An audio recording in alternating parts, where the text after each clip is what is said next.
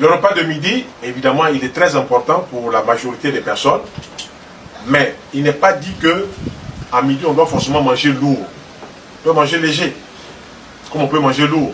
Tout dépend de chaque disposition digestive. Il y a des gens qui vont manger lourd, ça passe très bien. Puis il y en a qui mangent lourd, ils sont fatigués, toute l'après-midi, ils vont somnoler. Donc le rendement, l'efficience mentale est abaissée, le rendement professionnel aussi est abaissé. Ce que tu manges, ça conditionne ton travail. Ce que nous proposons, première approche, jus de légumes. Jus de légumes, ça veut dire quoi? Que vous partez de la maison, vous achetez un mortier et un pilon, et à la maison, vous demandez à votre bonne ou à votre fils de vous écraser les légumes que vous souhaiterez voir en jus. Si vous avez choisi les carottes, c'est les carottes. 3, 4, 5 carottes, vous pilez, vous mettez un verre d'eau dessus, vous mélangez, vous pressez, vous avez votre jus de carotte. Vous attachez ça dans un petit sachet ou dans une bouteille et vous partez sur votre lieu de travail. Avant de manger votre repas cuit, vous buvez votre jus de carotte. Qu'est-ce que vous apportez dans le corps? Des vitamines, des oligo-éléments. Ce dont le corps a besoin là, il va trouver ça dans la carotte. Même si la carotte n'est pas complète, parce qu'elle n'a pas toutes les vitamines, au moins le corps va trouver quelque chose. Si vous pouvez faire la carotte, l'oignon, le concombre, c'est déjà ça. Si demain vous pouvez faire la carotte, le concombre, l'oignon, le persil, c'est encore ça. Si ensuite vous pouvez faire la carotte, le concombre, le persil, le céleri, c'est super. Plus on met des légumes, mieux c'est bon pour tout le corps.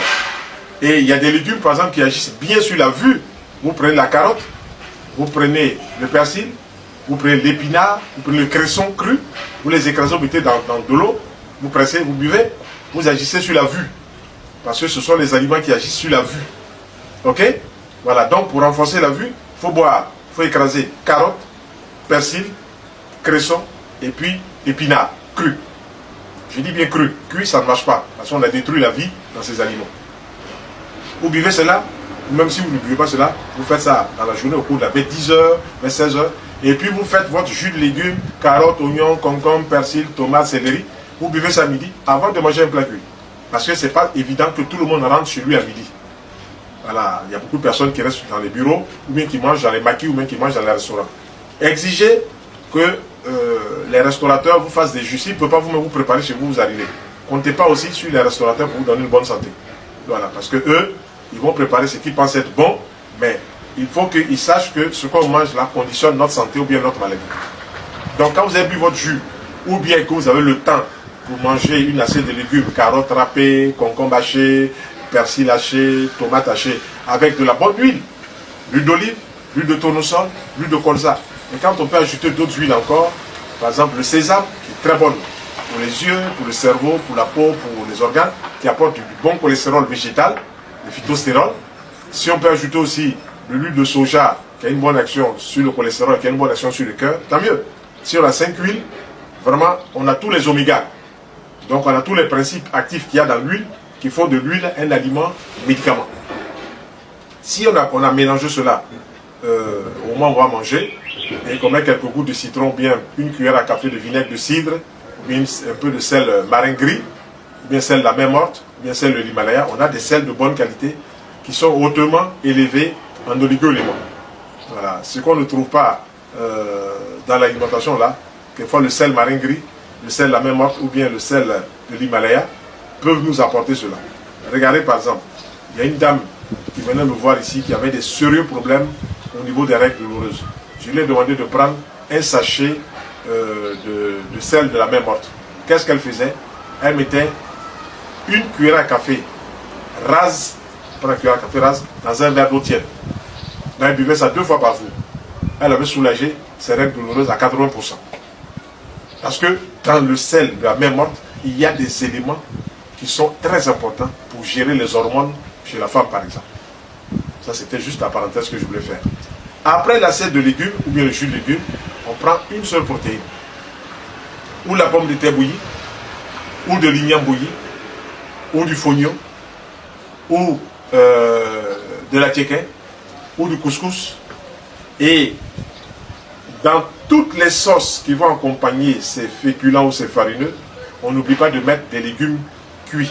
C'est vrai qu'on a pris les légumes sous forme de jus ou bien des légumes crus, mais il faut qu'il y ait des légumes cuits dans ces sauces-là. Les légumes crus, c'est pour les vitamines, les sels minéraux. Les légumes cuits, c'est pour faciliter le transit intestinal. C'est pour permettre que la digestion se fasse beaucoup plus rapidement.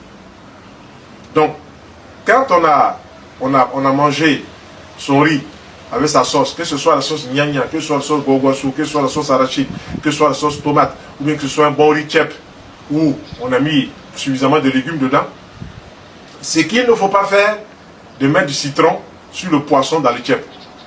Le citron vient acidifier l'estomac et ça provoque d'autres maladies. Quand on mange le chep, s'il y a de l'huile, on accepte de manger le riz sur le chep avec de l'huile. Sinon, en ce moment, on ne peut pas faire un chep avec de l'huile.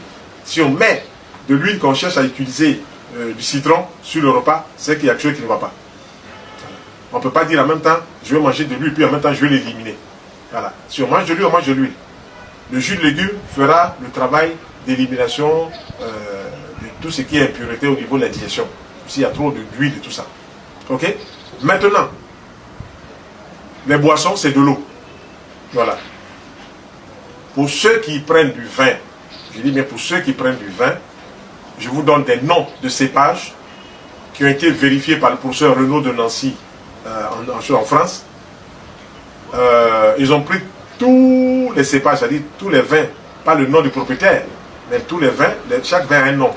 Et ils ont trouvé que au niveau des vins rouges, il y avait 5 vins rouges, du moins 5 cépages, qui étaient antioxydants, c'est-à-dire qui permettaient d'aider à gérer des problèmes de santé.